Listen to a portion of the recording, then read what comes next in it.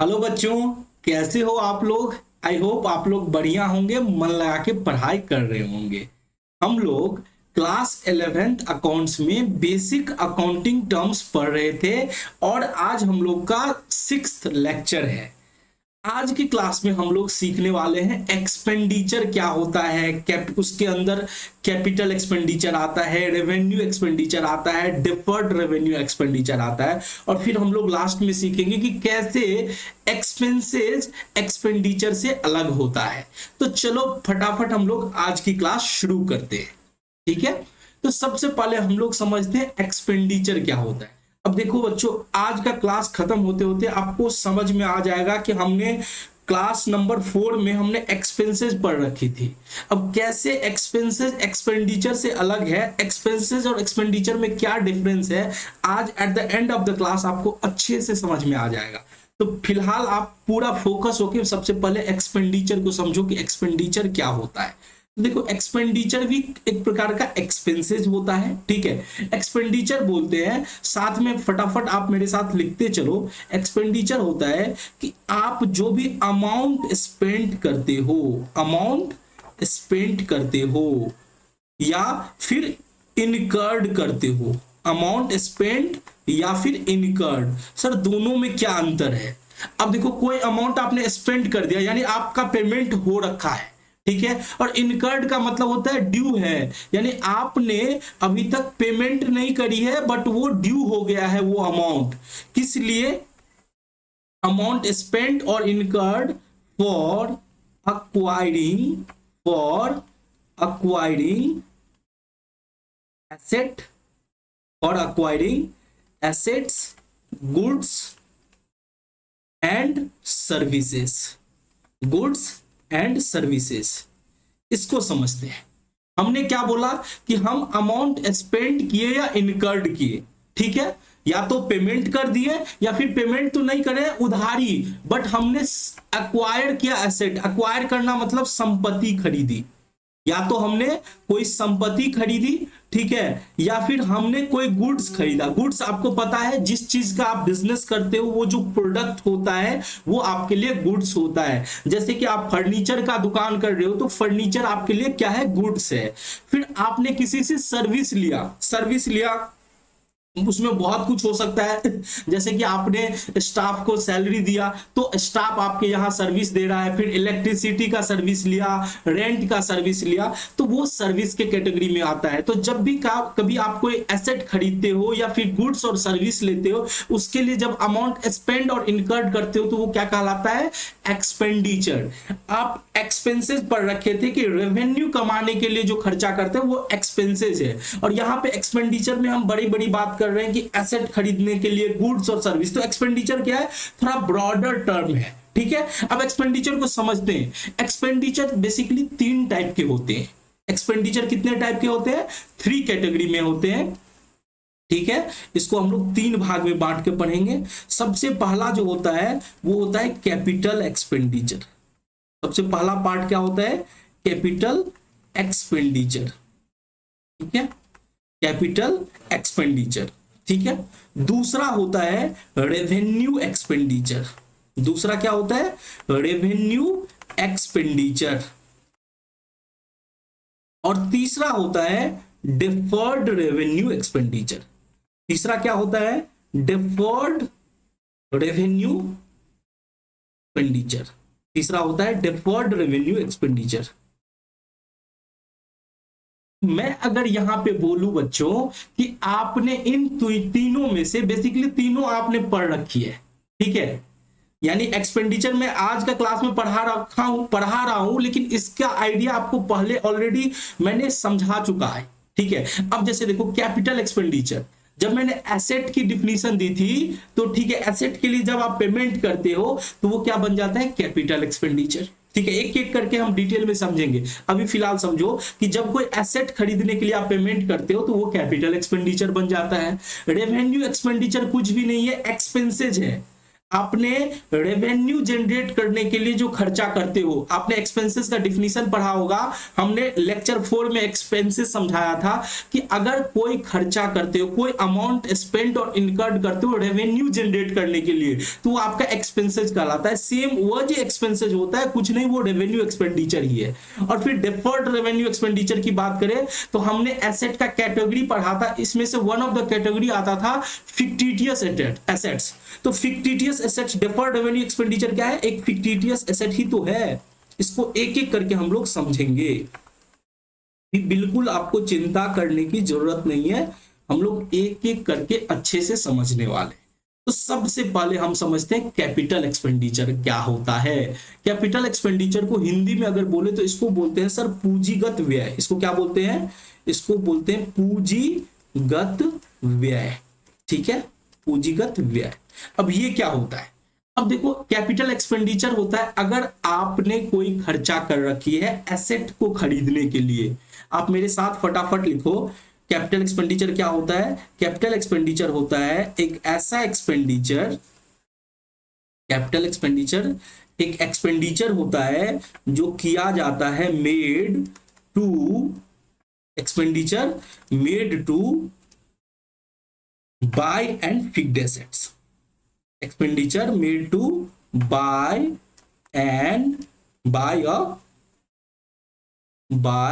अ fixed assets. मैंने क्या बोला? अगर कोई खर्चा करते हो फिक्स्ड एसेट्स को खरीदने के लिए। फिक्स्ड एसेट्स क्या होता है? फिक्स्ड एसेट्स को हिंदी में सर बोलते हैं स्थायी संपत्ति। ठीक है, ऐसा संपत्ति जो लंबे समय तक चलता है, जो 1 साल से अधिक जिसका यूजफुल लाइफ होता है, वो क्या कहलाता है? वो फिक्स्ड एसेट्स कहलाता है। तो अगर कोई खर्चा करते हो फिक्स्ड एसेट्स को खरीदने के लिए, अस्थायी संपत्ति को खरीदने के लिए, बाय करने के लिए, खरीदने के लिए, तो एक्सपेंडिचर क्या कहलाता है? वो एक्सपेंडिचर कहलाता है कैपिटल एक्सपेंडिचर। ठीक है, या दूसरा ऐसा भी हो सकता है कि आप बाय तो नहीं कर रहे हो, ठीक है, बाय तो नहीं कर रहे हो, लेकिन आप एसेट में इंक्रीज कर रहे हो। यानी कोई आपके पास मान के चलो बिल्डिंग था, ठीक है, बिल्डिंग आपका 2 फ्लोर का बिल्डिंग था, अब ऊपर में एक आप नया फ्लोर लगा रहे हो, तो यानी आप बाय नहीं कर रहे हो बट आप इंक्रीज कर रहे हो value of the fixed assets. तो दूसरा क्या हो जाएगा? दूसरा हो जाएगा increase the value of a fixed assets, buy a fixed assets, या फिर increase the value of fixed assets, increase the value of fixed assets. ठीक है, तो इसको हम बोलते हैं कैपिटल एक्सपेंडिचर। कैपिटल एक्सपेंडिचर क्या हुआ? अगर आप अस्थायी संपत्ति को खरीद रहे हो, जैसे आप कोई मकान खरीद रहे हो, आप कोई बिल्डिंग खरीद रहे हो, आप कोई फर्नीचर खरीद रहे हो, तो वो आपका कैपिटल एक्सपेंडिचर हुआ। या फिर दूसरा, आप खरीद नहीं रहे हो लेकिन उसके वैल्यू को इंक्रीज कर रहे हो। जैसे मैंने बोला कि आपने एक बिल्डिंग बना रखी है 3 फ्लोर की, अब क्या किया? उसमें आपने 1 फ्लोर और बना दिया, तो क्या हुआ? फिक्स्ड एसेट्स का वैल्यू इंक्रीज हो गया। तो जो वो खर्चा होगा उसको हम कैपिटल एक्सपेंडिचर करेंगे। अब देखो यहाँ पे जो बच्चों, हम इसलिए खर्चा ये एक्सपेंडिचर करते हैं जिससे कि हमारा बिजनेस का ग्रोथ हो, बिजनेस एक्सपेंड करे। ठीक है, अब सर इसका कुछ एग्जांपल्स भी लिखा दो कि कैपिटल एक्सपेंडिचर का क्या सब एग्जांपल हो सकता है। तो चलो आप लोग मेरे साथ फटाफट लिखो। जैसे कि आपने लैंड की परचेज करी, परचेज ऑफ लैंड, या फिर आपने कोई बिल्डिंग खरीद ली, लैंड, बिल्डिंग, ये सब क्या है? फिक्स्ड एसेट्स है। फिक्स्ड एसेट का डिफिनीशन हमने एसेट के डिफिनीशन में पढ़ रखा था कि ऐसा संपत्ति जो 1 साल से, जिसकी अवधि, जिसका लाइफ 1 साल से अधिक हो, वो क्या कहलाता है? वो फिक्स्ड एसेट्स कहलाता है। तो हम जैसे परचेज कर रहे हैं लैंड, बिल्डिंग, हम कोई इक्विपमेंट खरीद रहे हैं, हम कोई फर्नीचर खरीद रहे हैं, हम कोई मशीन खरीद रहे हैं, ठीक है, फर्नीचर खरीद रहे हैं, एटसेट्रा। ठीक है, दूसरा आप एग्जांपल ये ले सकते हो, जैसे कि हमने क्या किया? बिल्डिंग को रिनोवेट किया, renovation of building, renovation of building. तो इससे क्या हुआ? बिल्डिंग का क्या हुआ? वैल्यू बढ़ गया। ठीक है, तो ये सब क्या है? ये सब एग्जांपल है एक्सपेंडिचर के। ठीक है, चलो अब आप मेरे साथ फटाफट इसके नोट्स लिखोगे। Note number 1, note number 1। अब क्या होता है? ये जो कैपिटल एक्सपेंडिचर होता है, कैपिटल एक्सपेंडिचर होता है, इसका फायदा हमें 1 साल से अधिक तक मिलता है। जैसे कि आपने फिक्स्ड एसेट्स का भी डेफिनेशन पढ़ रखा था, ऐसा एसेट फिक्स्ड एसेट्स कहलाता है जिसको हम 1 साल से अधिक यूज करते हैं। तो यहाँ पे ये जो कैपिटल एक्सपेंडिचर है इसको हम प्यार से कैपेक्स भी बोल सकते हैं शॉर्ट फॉर्म में, बट एग्जाम में आपको फुल फॉर्म लिखना है, हमेशा कैपिटल एक्सपेंडिचर लिखना है। तो कैपेक्स जो होता है वो प्रोवाइड करता है benefits to the business for more than one accounting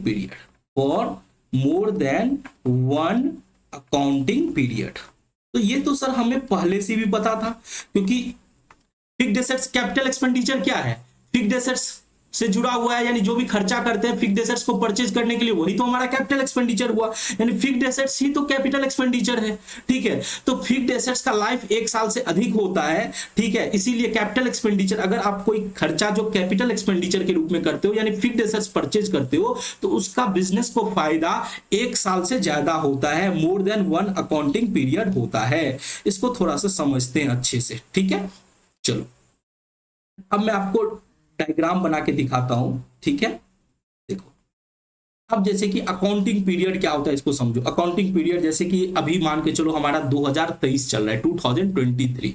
ठीक है, तो 2022 का शुरुआत हुआ होगा अप्रैल 01 यानी 1 अप्रैल 2022 को शुरुआत हुआ होगा, और 31 मार्च 2023 को क्या हुआ, खत्म हुआ। इसको बोलते हैं 1 अकाउंटिंग पीरियड।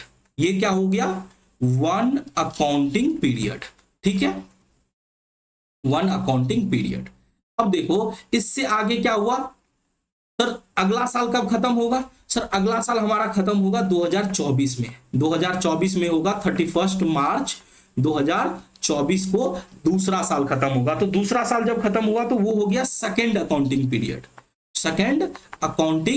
पीरियड। ठीक है, अब सर आप समझाना क्या चाह रहे हो। अब देखो जो कोई कैपिटल एक्सपेंडिचर करते हैं, जैसे कि हमने यहां पे मान के चलो 2 करोड़ का हमने लैंड परचेज करी, 2 करोड़ का लैंड परचेज करी, तो बताओ बच्चों इसका फायदा क्या 1 अकाउंटिंग पीरियड तक मिलेगा, कि जब तक हम उस लैंड को होल्ड करके रखेंगे, यानी हम लैंड किसी दूसरे को नहीं बेचेंगे, तब तक उस लैंड का बेनिफिट हमें मिलेगा। वही यहां पे मैं बताने की कोशिश कर रहा हूं कि जब कभी भी आप कोई कैपिटल एक्सपेंडिचर करते हैं तो उसका फायदा हमें 1 अकाउंटिंग पीरियड से ज्यादा मिलता है हमेशा। जैसे कि आपने कोई फर्नीचर खरीदी तो फर्नीचर का लाइफ हमेशा 1 ईयर से ज्यादा रहेगा। अगर 1 ईयर से कम है तो तब वो कभी भी कैपिटल एक्सपेंडिचर नहीं कहलाएगा। बच्चों ये हमेशा आपको याद रखना है कि कैपिटल एक्सपेंडिचर तभी कहलाएगा जब उस एसेट से हमें उसका फायदा हमें 1 साल से अधिक मिलेगा, तब तो हम उसे कैपिटल एक्सपेंडिचर बोलेंगे, नहीं तो वो रेवेन्यू एक्सपेंडिचर कहलाएगा, जो हम आगे पढ़ेंगे। क्लियर हो गया कि कैपिटल एक्सपेंडिचर क्या होता है। तो सर कैपिटल एक्सपेंडिचर वो होता है जो खर्चा हम एसेट को परचेज करने के लिए, फिक्स्ड एसेट्स को परचेज करने के लिए या फिर उसके वैल्यू को बढ़ाने के लिए करते हैं, तो वो हमारा कैपिटल एक्सपेंडिचर कहलाता है। अब देखो, अब साथ में आप एक और नोट लिखोगे मेरे साथ, नोट नंबर 2। ये क्या मैं लिखा रहा हूं, देखो कैपिटल एक्सपेंडिचर क्या है। कैपिटल एक्सपेंडिचर एक फिक्स्ड एसेट्स ही होता है।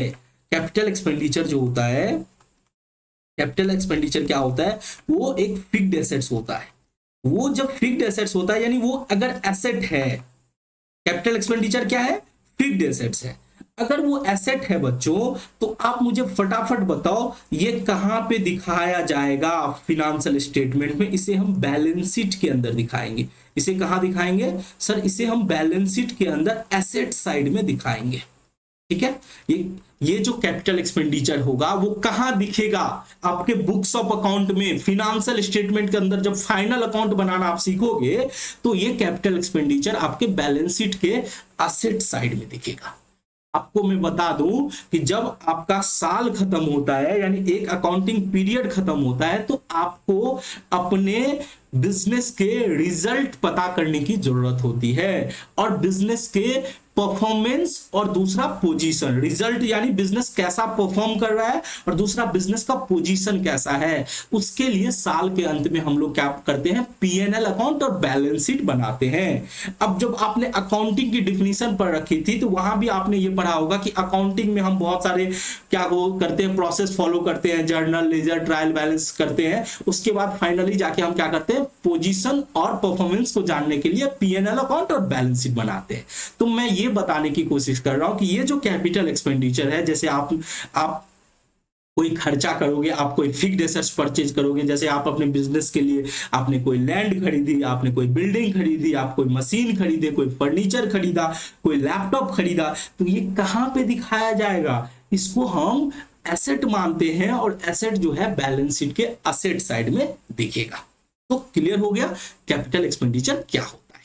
चलो चलो बच्चों, अब हम लोग बात कर लेते हैं सेकंड, जो कि रेवेन्यू एक्सपेंडिचर है।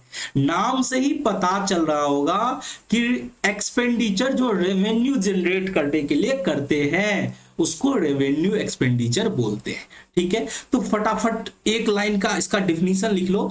क्या होता है कि जब भी कोई एक्सपेंडिचर, जब भी कोई एक्सपेंसेज आप बोल सकते हो, जब भी ऐसे लिखो, ठीक है, एक सिमिलर लैंग्वेज में, जब भी कोई अमाउंट स्पेंड करते हो, जब भी कोई अमाउंट स्पेंड करते हो या फिर इनकर्ड करते हो, इनकर्ड का मतलब क्या हुआ सर, इनकर्ड का मतलब ड्यू, यानी हमने काम तो करा लिया, जैसे स्टाफ से काम करा लिया बट अभी तक सैलरी नहीं दी, स्पेंड नहीं किए, पेमेंट नहीं किए, स्पेंड का मतलब पेमेंट नहीं किए। ठीक है, तो कभी भी अमाउंट स्पेंड या इनकर्ड करते हैं, ठीक है, अमाउंट स्पेंड और इनकर्ड टू, ध्यान से यहां पे देखना, to earn revenue, to earn revenue, to earn revenue. ठीक है, मैंने क्या बोला, अगर कोई अमाउंट स्पेंड कर रहे हो या इनकर्ड कर रहे हो रेवेन्यू कमाने के लिए, ठीक है,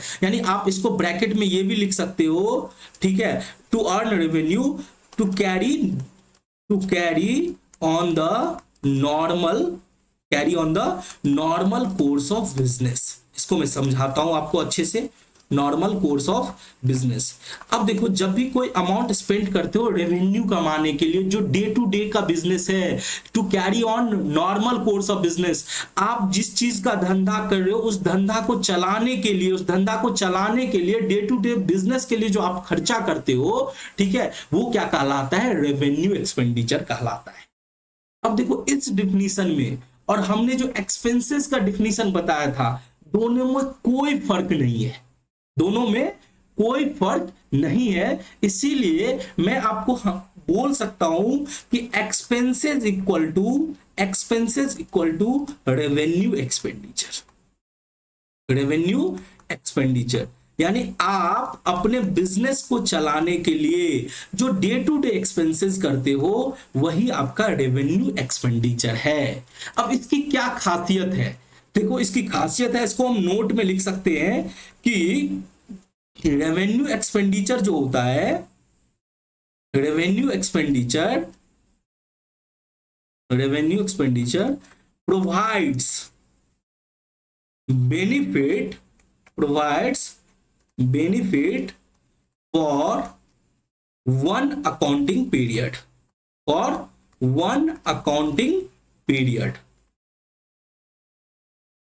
revenue expenditure provide benefits for one accounting period. अभी हमने कैपिटल एक्सपेंडिचर पढ़ रखा था बच्चों, वहां पे हमने क्या बोला था कि कैपिटल एक्सपेंडिचर क्या होता है, प्रोवाइड करता है benefit for the business for more than one accounting period, एक साल से, एक अकाउंटिंग पीरियड से ज्यादा का बेनिफिट हमें कैपिटल एक्सपेंडिचर में मिलता है। बट रेवेन्यू एक्सपेंडिचर के अंदर हमें जो बेनिफिट मिलता है केवल एक अकाउंटिंग पीरियड के अंदर मिलता है। इसको हम लोग समझते हैं, मैं क्या बोलने की कोशिश कर रहा हूं। देखो, ये हमारा अकाउंटिंग पीरियड है, ठीक है, मैं इसको थोड़ा सा बड़ा सा ले लेता हूं कि ये हमारा क्या है, अकाउंटिंग पीरियड है बच्चों। इसको थोड़ा सा देखो आप, अभी मैं बात कर रहा हूं अप्रैल 1 2022 और हमारा ईयर खत्म हो रहा है 31 मार्च 2023। ये हमारा क्या है, एक साल का अकाउंटिंग पीरियड है, ठीक है, ये वन अकाउंटिंग पीरियड है बच्चों, ठीक है।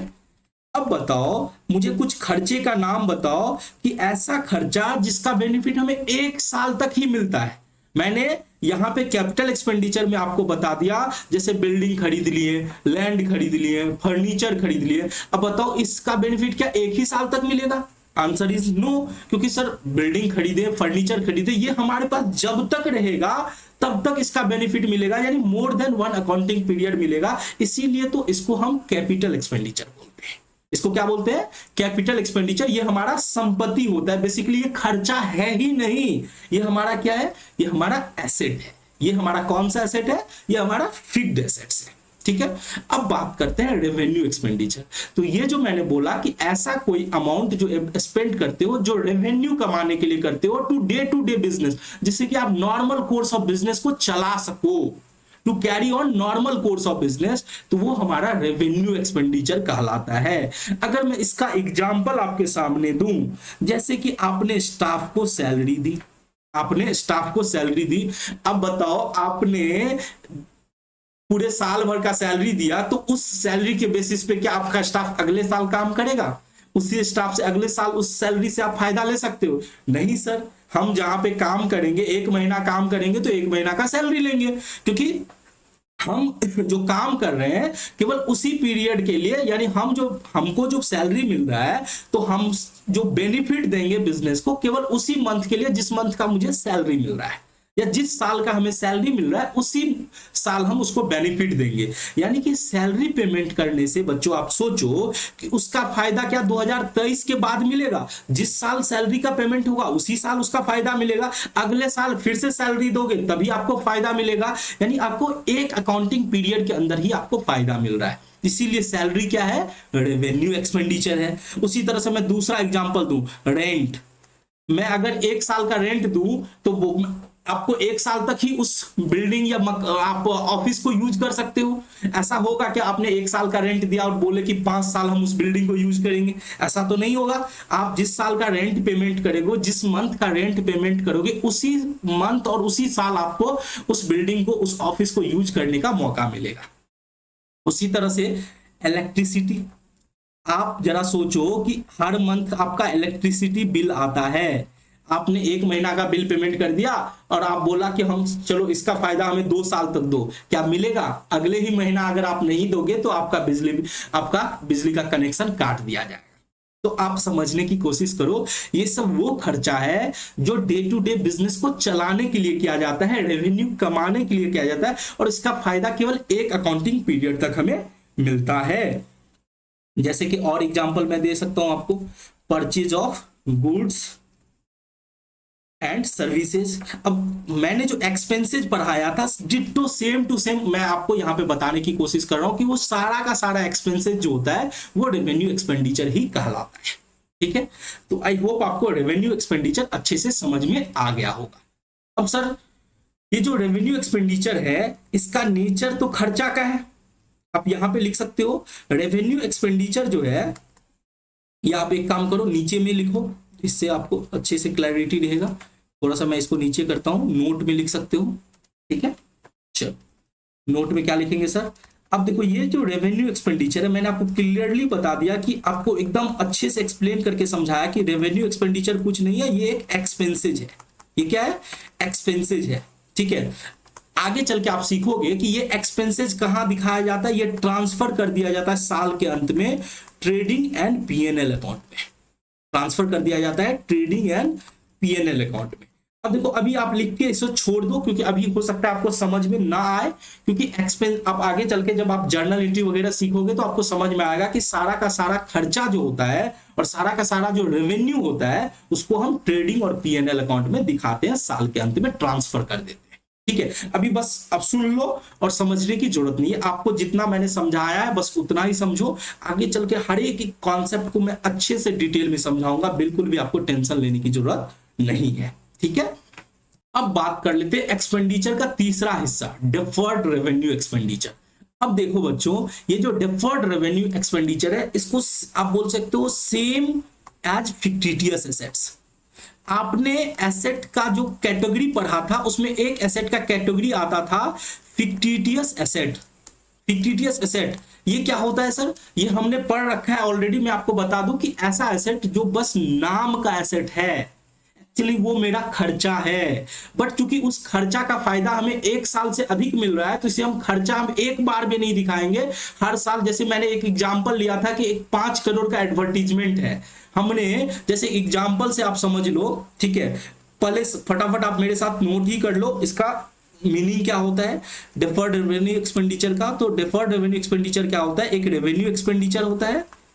डिफर्ड रेवेन्यू एक्सपेंडिचर एक रेवेन्यू एक्सपेंडिचर के तरह होता है, बट क्या होता है इसका बेनिफिट्स, रेवेन्यू एक्सपेंडिचर तो होता है बट इसका फायदा जो हमें मिलता है वो मोर देन 1 अकाउंटिंग पीरियड मिलता है। बेनिफिट जो मिलता है वो मोर देन 1 अकाउंटिंग पीरियड मिलता है, मोर देन 1 अकाउंटिंग पीरियड मिलता है। अब देखो बच्चों, आपको रेवेन्यू एक्सपेंडिचर में क्या बताया गया? मैं चीख चीख के बताया कि रेवेन्यू एक्सपेंडिचर वो खर्चा होता है जिसको हम 1 साल के अंदर ही उसका फायदा ले लेते हैं, बाद में नहीं मिलेगा, ठीक है? बट मैं यहाँ पे डिफर्ड रेवेन्यू एक्सपेंडिचर बोल रहा हूं कि ये रेवेन्यू एक्सपेंडिचर के जैसा होता है, बट फायदा हमें उसका 1 अकाउंटिंग पीरियड से अधिक मिलेगा। तब तो रेवेन्यू एक्सपेंडिचर होगा नहीं, हम उसे रेवेन्यू एक्सपेंडिचर तो नहीं बोलेंगे, तब उसे हम क्या बोलेंगे? Deferred revenue expenditure. जैसे कि एग्जाम्पल मैं देता हूं, एक एग्जाम्पल देता हूं, समझो हमने एक एडवर्टीजमेंट कराया 5 करोड़ का। अब देखो एडवर्टीजमेंट मैंने एक एग्जांपल दिया, दूसरा भी कुछ हो सकता है, कोई ऐसा खर्चा जो हमने हैवी 5 करोड़ का कर रखा है, बट जरा सोचो कि ये एक साल आपने, किसी साल आपने एडवर्टीजमेंट बहुत अच्छे से नया आपने कोई ब्रांड लॉन्च किया और उसके लिए आपने बहुत अच्छे से एडवर्टीजमेंट, बहुत अच्छा हैवी पैसा खर्च किया। तो बताओ हमें इसका फायदा क्या जिस साल आपने एडवर्टीजमेंट कराया केवल उसी साल मिलेगा, या इसका बेनिफिट हमें 1 साल से अधिक मिलेगा?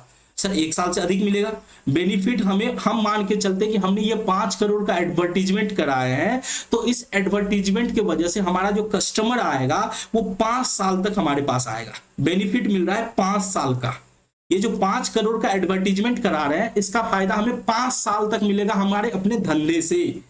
तो आप जरा सोचो कि इस 5 करोड़ को इसी साल खर्चा में दिखा देना बेवकूफी नहीं होगी। इसका मतलब हम क्या कर रहे हैं? खर्चा बहुत हैवी दिखाएंगे जिससे हमारे बिजनेस का जो रिजल्ट होगा वो गलत हो जाएगा। तो हम क्या कर रहे हैं? डिफर्ड कर दे रहे हैं रेवेन्यू एक्सपेंडिचर को। हम क्या कर रहे हैं? इस 5 करोड़ के खर्चे को, इस 5 करोड़ के खर्चे को हम क्या कर रहे हैं? 5 साल में बांट के हम 5 साल तक हम इसे खर्चे के रूप में दिखाने वाले हैं। 1 साल, 2 साल, 3 साल, 4 साल, 5 साल, ठीक है? हम यहां पे क्या करेंगे बच्चों? ईयर 1, सॉरी इसको ईयर 1 यहां से हटा दो, ये तो 0 हो जाएगा, ठीक है? ये तो 0 हो गया, ये हो गया ईयर 1, ये हो गया ईयर 2, ये हो गया ईयर 3, ईयर 4, ईयर 5। तो हम 5 साल इस 1-1 करोड़ के खर्चे को दिखाएंगे। तो हम क्या करेंगे? रेवेन्यू एक्सपेंडिचर, हम रेवेन्यू एक्सपेंडिचर दिखाएंगे हर साल 1 करोड़, क्योंकि हमारी मजबूरी है, हम 5 करोड़ को एक ही बार में नहीं दिखा सकते क्योंकि इसका फायदा हमें 5 साल तक मिला है। तो हम हर साल क्या करेंगे बच्चों? 1-1 करोड़ करके खर्चा दिखाएंगे, हर साल 1-1 करोड़ करके खर्चा दिखाएंगे। तो क्या हुआ? 5 साल में हम 5 करोड़ का खर्चा दिखा दिए, कुल मिला के 5 करोड़ का हमारा खर्चा हो गया। लेकिन अब जरा सोचो, पहले साल तो हमने 1 करोड़ कराया लेकिन हमने टोटल तो 5 करोड़ की पेमेंट कर रखी थी। तो जो बैलेंस बचा 4 करोड़, ये 4 करोड़ हमारे लिए क्या कहलाएगा? डिफर्ड रेवेन्यू, एक एसेट के रूप में हमारे बैलेंस शीट में पड़ा रहेगा। इसको हम लोग डिफर्ड रेवेन्यू यानी फिक्टिटियस एसेट के रूप में हमारे बैलेंस शीट में ये पड़ा रहेगा। किस एसेट के रूप में पड़ा रहेगा? नाम का एसेट। फिक्टिटियस एसेट का मतलब हुआ कि ये नाम का एसेट है, इसको हम बेच के पैसा रियलाइज नहीं कर सकते। तो पहला साल ये 4 करोड़ हो गया। अब जैसे ही 1 करोड़ हमने खर्चा दिखा दिया, 4 करोड़ बचा। अगला साल ये 4 करोड़ क्या हुआ? 1 करोड़ खर्चा दिखाया तो फिर 3 करोड़ बचा। नेक्स्ट ईयर जब 3 करोड़ में से 3 करोड़ का जो हमारे पास है, 3 करोड़ में से 2 करोड़ बचा, फिर क्या बचा? 1 करोड़, और लास्ट में क्या हो जाएगा? 0 हो जाएगा। यानी 1 करोड़ लास्ट में क्या होगा? खर्चा के रूप में दिखा के लास्ट में 5 करोड़ का हम खर्चा दिखा दिए और लास्ट में फाइनली 0 हो जाएगा। तो deferred revenue expenditure similar to fictitious asset था, यानी ऐसा एसेट जो दिखने के लिए तो हम एसेट में दिखा रहे हैं, बट हम इससे हम कभी भी कैश में रियलाइज नहीं कर सकते क्योंकि ये हमारा खर्चा था, हमने हैवी अमाउंट खर्चा कर दिया, बट इसका फायदा हमें 1 साल से अधिक मिला। तो आई होप आपको डिफर्ड रेवेन्यू एक्सपेंडिचर अच्छे से समझ में आ गया होगा। चलो अब हम लोग का आज का लास्ट टॉपिक है बच्चों। आज हम लोग बात कर रहे हैं एक्सपेंसेस और एक्सपेंडिचर के बीच में डिफरेंस। अब देखो बच्चों, एक्सपेंसेस आपने लेक्चर 4 में कर रखी थी। एक्सपेंसेस के बारे में हमने क्या बताया था सर? एक्सपेंसेस के बारे में आपने बोला था, एक्सपेंसेस का मतलब कोई भी ऐसा एक्सपेंसेस जहां पे अमाउंट, आप इसका मतलब समझ लो। एक्सपेंसेस क्या होता है? जब भी कोई अमाउंट स्पेंड और इनकर्ड कर रहे हो, अमाउंट स्पेंड और इनकर्ड कर रहे हो टू अर्न रेवेन्यू, रेवेन्यू कमाने के लिए। अगर आप रेवेन्यू कमाने के लिए कर रहे हो तो वो क्या कहलाता है? एक्सपेंडिचर। आप इसे ब्रैकेट में आप अपने अंडरस्टैंडिंग के लिए लिख सकते हो, डे टू डे बिजनेस के लिए, डे टू डे बिजनेस के लिए। ठीक है सर, ये तो हो गया एक्सपेंसेस। अब बात कर लेते हैं एक्सपेंडिचर की। एक्सपेंडिचर क्या होता है? एक्सपेंडिचर होता है कि जब भी कभी आप कोई अमाउंट स्पेंड करते हो, अमाउंट स्पेंड करते हो या फिर इनकर्ड करते हो। इनकर्ड का मतलब क्या हुआ? ड्यू रखना। इनकर्ड करते हो किस लिए? फॉर अक्वायरिंग एसेट, किसी एसेट को खरीदने के लिए। और अक्वायरिंग एसेट या फिर कोई गुड्स और सर्विसेज, ये हमने आज बात करी डिफिनीशन। ठीक है, अगर कोई गुड्स, सर्विस या एसेट को अक्वायर करने के लिए अमाउंट स्पेंड करते हो तो वो क्या बन जाता है? एक्सपेंडिचर बन जाता है। ठीक है, अब देखो ये फर्स्ट पॉइंट था, इसको भी मैं फर्स्ट बोलता हूं। सेकंड पॉइंट, एक्सपेंसेस के अंदर अब मैंने जो बोला day to day business, day to day business यानी उसका फायदा हमें एक अकाउंटिंग पीरियड तक ही मिलेगा, उसी को हम एक्सपेंसेस बोल सकते हैं। अब जैसे ही एक अकाउंटिंग पीरियड से ज्यादा मिलेगा तो वो एक्सपेंसेस नहीं रहेगा, वो कैपिटल एक्सपेंसेस या फिर डेफर्ड रेवेन्यू एक्सपेंडिचर कहलाएगा। ठीक है, तो हम ये बोल सकते हैं कि expenses include revenue expenditure only. Expenses include revenue expenditure only. ठीक है, अगर ब्रैकेट में आप लिखना चाहो तो लिख सकते हो कि सारा का सारा एक्सपेंसेस जो होता है इक्वल टू रेवेन्यू एक्सपेंडिचर। ये मैंने ऑलरेडी बता रखा है, revenue expenditure. Expenses equal to क्या हुआ? Revenue expenditure. ठीक है, आपने एक्सपेंसेस का कैटेगरी पर रखा था, direct expenses, indirect expenses, factory से चलाने का खर्चा, ऑफिस को चलाने का खर्चा, तो वो सारे के सारे खर्चे क्या है? रेवेन्यू एक्सपेंडिचर है। क्लियर हो गया? एकदम क्लियर। चलो अब बात कर लेते हैं इधर। अब आपने यहां पे ऑलरेडी समझ रखा है कि एक्सपेंडिचर के अंदर एक्सपेंडिचर इंक्लूड तीनों, एक्सपेंडिचर के अंदर तीनों आ जाएगा। Expenditure include capital expenditure, revenue expenditure, revenue and deferred revenue expenditure. इसमें तीनों आएंगे, बट एक्सपेंसेस के अंदर केवल रेवेन्यू एक्सपेंसेस आएंगे, डेफर्ड रेवेन्यू एक्सपेंडिचर। ठीक है, तो यहां पे आप ये भी बोल सकते हो, मैं ब्रैकेट में आपको लिखा देता हूं इसको। चलो इसको बंद कर दो यहां पे। ठीक है, चलो इसको हम इस तरह से बंद कर देते हैं। ठीक है, चलो अब हम लोग ये बोल सकते हैं, ठीक है, कि आप यहां पे लिख सकते हो कि अब सबसे पहली बात, ऑल एक्सपेंसेस आर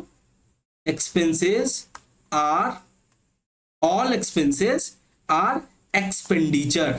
क्या सारा का सारा एक्सपेंसेस एक्सपेंडिचर है? तो आंसर इज यस। क्यों? क्योंकि जरा सोचो कि एक्सपेंसेस के अंदर क्या आता है? रेवेन्यू एक्सपेंडिचर, और रेवेन्यू एक्सपेंडिचर तो एक्सपेंडिचर का पार्ट होता है, तो all expenses are expenditure, yes. But अगर आप बोलोगे क्या ऑल एक्सपेंडिचर आर एक्सपेंसेस, ये थोड़ा मैं कंफ्यूज करने के लिए आपको दिखा रहा हूं कि थोड़ा सा आप दिमाग लगाओ। ऑल एक्सपेंडिचर आर एक्सपेंसेस, देखो इससे बेहतर नहीं होता, मैं नहीं हो सकता है। मैं अपने तरह से हर तरह से आपके डाउट को क्लियर करने का कोशिश किया कि ये देखो ये एक्सपेंसेस, एक्सपेंडिचर, इस सब में बच्चे के बहुत डाउट रहते हैं, या तो वो छोड़ देते हैं, जस्ट याद कर लेते हैं, ठीक है, या दूसरा अगर समझने की कोशिश होते हैं तो उनको बहुत सारे डाउट आते हैं। ठीक है, मैं अपने तरफ से पूरा कोशिश किया है कि आपको पूरा अच्छे से क्लियर हो जाए कि एक्सपेंसेस क्या होता है, एक्सपेंडिचर क्या होता है। फिर भी अगर कोई डाउट है तो बिल्कुल आपको शांत नहीं रहना है, आपको कमेंट्स में बताना है कि आपके क्या डाउट है। आपके हर डाउट का जवाब आपको मिल जाएगा। तो आप मुझे बताओ कि ऑल एक्सपेंडिचर आर एक्सपेंसेस, ये आप कमेंट्स करके बताना हाँ या ना, बट सोच समझ के बताना कि क्या ऑल एक्सपेंडिचर एक्सपेंसेस होगा। ठीक है, अब चलो एक हम लोग फटाफट, मैं आपको समझाने के लिए मैं एक इस तरह से आपको दिखाने की कोशिश करता हूं कि ये देखो, ये मेरा जो बॉक्स है, ये मेरा बॉक्स है, मान के चलो 100 करोड़ का, 100 करोड़ का ये हमारा खर्चा है, ये हमारा खर्चा है। ठीक है, अब खर्चा का मतलब रेवेन्यू एक्सपेंडिचर, ये तो आपको क्लियर हो गया, ये हमारा खर्चा है 100 करोड़ का रेवेन्यू एक्सपेंडिचर। ठीक है, चलो अब क्या होता है, 100 करोड़ के बाद हमने 200 करोड़ का, ध्यान से देखना, हमने 200 करोड़ का कैपिटल एक्सपेंडिचर खरीदा, यानी कोई बिल्डिंग वगैरह खरीदा, मकान क्या बोलते हैं लैंड वगैरह खरीदा, तो 200 करोड़ का कैपिटल एक्सपेंडिचर है। 200 करोड़ का क्या है, कैपिटल एक्सपेंडिचर है। ठीक है, और हमने 10 करोड़ का, हमने 10 करोड़ का डिफर्ड रेवेन्यू एक्सपेंडिचर भी हमारे पास है, ऐसा कोई खर्चा जिसका फायदा हमें 1 साल से अधिक तक मिलेगा, डिफर्ड रेवेन्यू एक्सपेंडिचर है। ठीक है, डिफर्ड रेवेन्यू एक्सपेंडिचर है। तो इन तीनों मिला के क्या कहलाएगा, 200 प्लस 100 प्लस 10, यानी टोटल मिला के आपका 310 करोड़ जो है आपका क्या है, एक्सपेंडिचर है। 310 करोड़ का क्या है, एक्सपेंडिचर है। 310 करोड़ का एक्सपेंडिचर है और 100 करोड़ का खर्चा है। 100 करोड़ का क्या है, एक्सपेंसेस है। ठीक है, तो आई होप आपको अच्छे से समझ में आ गया हो। अब आपके लिए मैं कुछ क्यूज लेके आया हूं, टोटल 4 मल्टीपल चॉइस क्वेश्चन है, आपको कमेंट्स करके बताने हैं, इससे मुझे पता चलेगा कि आपको आज का क्लास अच्छे से समझ में आया या नहीं आया। चलो, तो फिर मिलते हैं नेक्स्ट क्लास में, तब तक के लिए जय हिंद।